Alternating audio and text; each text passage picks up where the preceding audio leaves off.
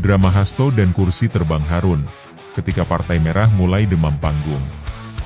Bayangkan ini, sebuah sidang serius, sorotan kamera, mikrofon terpasang, hakim bersandar, dan di tengah suasana penuh ketegangan, sekjen partai terbesar di negeri ini mendadak berubah jadi karakter utama dalam sinetron bertajuk Tersandung Cinta PAW di Tengah Badai Korupsi.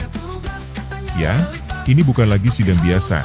Ini drama epik dengan aktor utama bernama Hasto Kristianto, yang tampaknya lupa sedang berada di pengadilan, bukan panggung stand-up komedi. Ketika Hasto membentak saksi, kita tidak melihat argumen, tapi melihat panik yang sedang cosplay jadi keberanian. Bayangkan Anda sedang menonton pertunjukan sulap, lalu tiba-tiba pesulapnya marah karena kelinci di topi tiba-tiba ngomong, "Saya tahu triknya." Nah, kelinci itu adalah Rizky Aprilia. Dan sulap yang terbongkar? Skenario PAW Harun Masiku yang selama ini dibungkus rapi dengan kertas kado, tugas partai. Hasto, sang sekjen legendaris yang katanya cuma menjalankan perintah partai, terlihat seperti orang yang kesambet arwah Harun ketika nama dia muncul di ruang sidang. Alih-alih menjawab dengan tenang, dia membentak saksi. Luar biasa. Kita jadi bingung, ini sidang pidana korupsi atau kompetisi teriak-teriakan antar kader?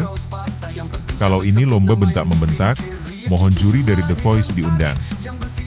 Mungkin Hasto bisa dapat golden buzzer dari Ari Lasso. Dan tim kuasa hukumnya? Mereka layaknya pemandu wisata di Taman Safari Hukum. Bukannya menjelaskan posisi hukum kliennya, mereka malah ngajak publik keliling pakai mobil Jeep Ritorica, sambil teriak, "Lihat tuh, tugas partai. Lihat sini, loyalitas organisasi." Tapi jangan coba-coba tanya soal Harun Masiku. Mereka akan jawab, "Harun siapa ya? Bukan tamu kami." Padahal Harun itu semacam Voldemort dalam dunia PDIP. Nama yang tak boleh disebut, tapi semua tahu dia ada.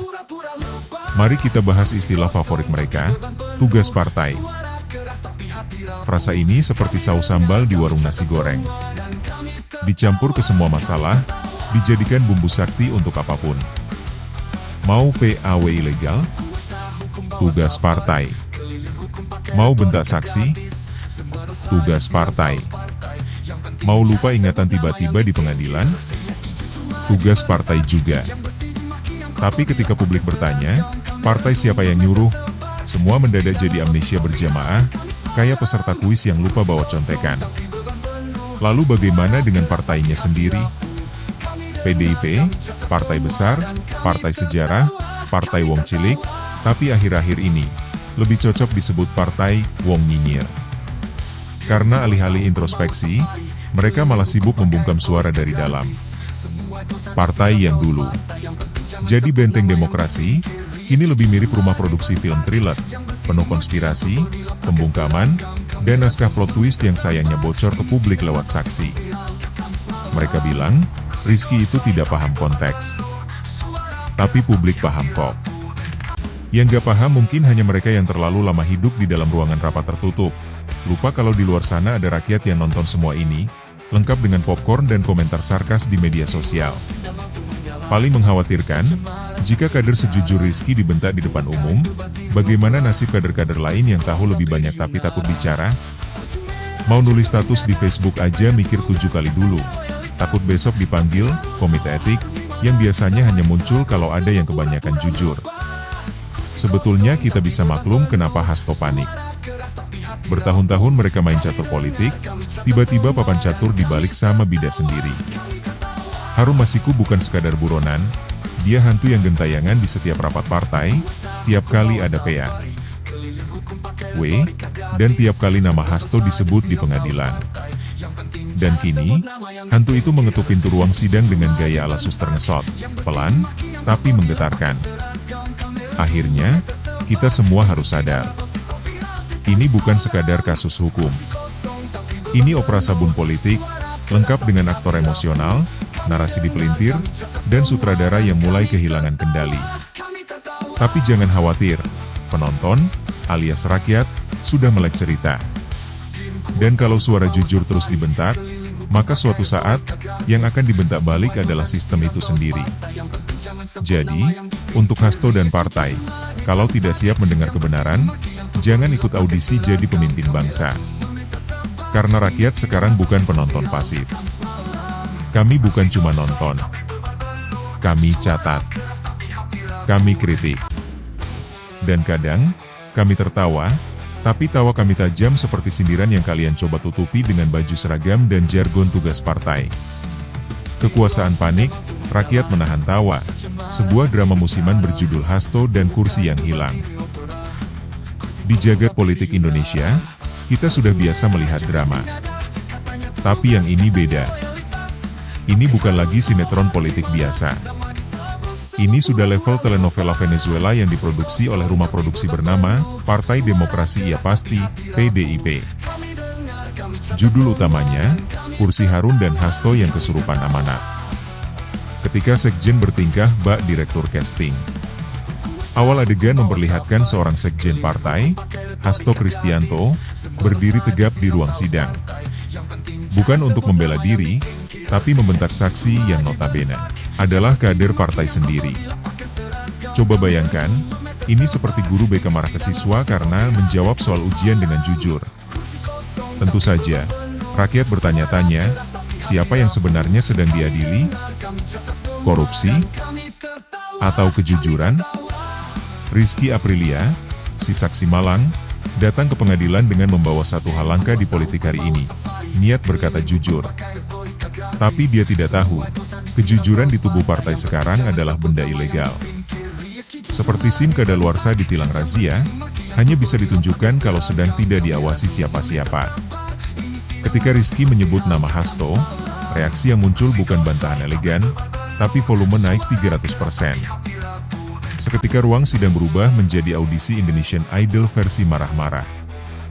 Ada bentakan, ada ekspresi dramatis, tinggal lempar kursi dan kamera zoom in, lengkap sudah paket reality show ini. Tim kuasa hukum dan mesin waktu partai. Masuklah karakter pendukung penuh warna, tim kuasa hukum Hasto. Mereka punya kemampuan unik. Mengubah segala bentuk pelanggaran hukum menjadi tugas partai. Kalau Hasto beli gorengan pakai uang bansos, tugas partai. Kalau Hasto lupa bayar pajak, tugas partai. Bahkan kalau Hasto ketahuan nyanyiin lagu dangdut di TikTok saat jam kerja, itu pun bisa dijadikan program ideologis. Logika mereka seperti mesin waktu. Apapun yang terjadi hari ini bisa dilompat balik ke masa lalu, diberi cap, perintah struktural, lalu selesai. Mereka bicara seolah PDIP itu bukan partai politik, tapi ordo rahib suci yang perintahnya sakral dan anti kritik. Publik tidak bodoh. Yang mereka lihat bukan kesetiaan, tapi kekhawatiran. Karena semakin keras pembelaan dilontarkan, semakin tampak bahwa yang diselamatkan bukan hukum, tapi struktur. Ibarat kapal bocor, alih-alih menambal lubang, mereka malah sibuk mengecat ulang lambung kapal sambil pasang spanduk, kami masih kuat. Ketika, Harun Masiku, jadi nama yang tidak boleh disebut. Dalam kisah ini, Harun Masiku adalah Voldemort-nya politik Indonesia. Namanya tak boleh disebut, wajahnya tak boleh ditampilkan, dan keberadaannya hanya bisa ditebak lewat mantra-mantra misterius. Tapi semua orang tahu, dia ada. Dia eksis. Dan dia adalah pusat dari lubang hitam yang menyedot seluruh kredibilitas partai. Selama bertahun-tahun, Harun Masiku dijadikan buronan sambil wing-wing ke publik. Tenang, kami cari kok. Tapi seperti pencarian sandal di masjid saat tarawih, makin dicari, makin tidak ada. Sampai rakyat pun akhirnya curiga. Ini mencari atau pura-pura sibuk cari sambil nonton Netflix, dan sekarang, ketika saksi mulai menyebut-nyebut skenario PAW Harun yang disusun dengan cinta kasih penuh intrik, para elit mulai keringat dingin. Ini bukan soal hukum lagi, ini soal reputasi. Dan tidak ada yang lebih menakutkan bagi elit politik selain satu hal, kehilangan kendali narasi. Demokrasi bertopeng, partai berjubah orkestra. Ada satu pertanyaan penting yang mulai bergema di warung kopi dan grup WhatsApp keluarga, masihkah PDIP ini partai politik, atau sudah berubah jadi orkestra yang hanya boleh memainkan satu nada, nada pembelaan? Ketika kader jujur dibentak, saat saksi dipermalukan, dan ketika pengadilan lebih mirip ruang interogasi versi elit, maka yang lahir bukan lagi sistem demokratis, tapi oligarki berbungkus simbol merah.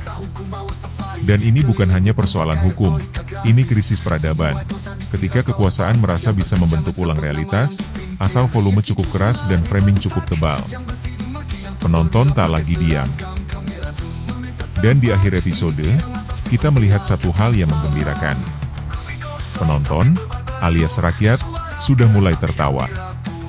Tapi bukan tawa bahagia. Ini tawa getir. Tawa lelah. Tawa sinis melihat elit berebut kursi, bahkan ketika kursinya sudah hangus dibakar oleh skenario sendiri. Mereka bilang rakyat mudah lupa. Tapi tidak, Pak. Rakyat zaman sekarang bukan hanya mengingat, mereka bikin meme, bikin podcast, bikin TikTok.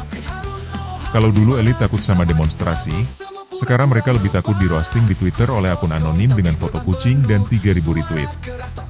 Dan ini pelajaran terakhir untuk Hasto dan teman-temannya, kejujuran itu menular. Sekali satu orang bicara, yang lain akan mengikuti. Dan ketika seluruh kerja partai hanya bisa dipertahankan dengan bentakan, maka hari itu adalah hari ketika kekuasaan kehilangan legitimasi, digantikan oleh kelucuan yang menyakitkan. Hasto dan timnya boleh berteriak sekuat mungkin, tapi rakyat akan tetap mendengar suara yang paling jernih. Suara kebenaran. Dan kalau suara itu datang sambil tertawa, maka mereka sedang menertawakan bukan hanya skandal, tapi seluruh absurditas kekuasaan yang takut pada kejujuran kadernya sendiri.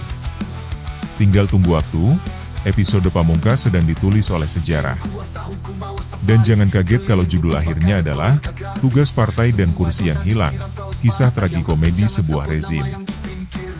Para penjaga kebenaran versus tim konsultan Aura. Setelah bentakan itu viral dan masuk berbagai meme, dari TikTok sampai stiker WhatsApp bertuliskan, "Saya Sekjen, bukan Sinterklas." Hasto mulai merasa perlu memperbaiki citra. Maka hadirlah tim baru dari Divisi Konsultan Aura dan Pengendali Damage Politik, bernama Tim Stabilitas Narasi. Tugas mereka, menata ulang persepsi publik. Caranya, sangat ilmiah dan penuh riset, mengganti kemeja Hasto jadi warna pastel, lalu mengajari beliau senyum sambil menyangkal. Tapi ada masalah. Meskipun narasi sudah dirancang rapi dalam PowerPoint 123 slide, publik tetap bertanya, "Bang, Harunnya kemana, Bang?" Tim ini mencoba mengalihkan. Mereka bikin vlog harian Hasto, dengan judul seperti, "Sekjen Berbagi Nasi Uduk," atau, "Menanam Ketulusan di Taman Mini." Tapi tetap saja, kolom komentar penuh dengan satu kalimat, "Pak Harun masih di galaksi mana ya?" Publik makin kencang ketawa, karena yang dilawan bukan cuma rakyat biasa, tapi netizen Indonesia. Spesies paling licin dan tajam lidahnya, yang bisa membuat